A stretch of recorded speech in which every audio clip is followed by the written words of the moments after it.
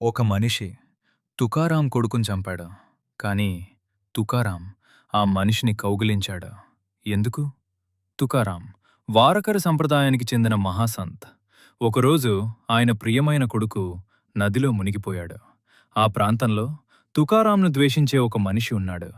అందమైన ద్వేషంతో ఆ మనిషి తుకారాం కొడుకును నదిలోకి తోశాడు. ఆ క్షణం తుకారాం కుటుంబం వేదనతో కూలిపోయింది. కన్నీళ్లతో హృదయాలు పగిలిపోయాయి. కాని ఆ సమయంలో తుకారాం చేసిన పని ప్రపంచాన్ని కదిలించింది. ఆయన ఆ మనిషి దగ్గరకు వెళ్ళాడు. కోపంతో కాదు, శాపాలతో కాదు, ఆ మనిషిని నిశ్శబ్దంగా కౌగిలించాడు. మృదువైన స్వరంతో ఇలా అన్నాడు: నీవు నా కొడుకును చంపలేదు. విఠ్ఠలుడే అతన్ని తన దగ్గరకు పిలిచాడు. ఇదే నిజమైన భక్తి.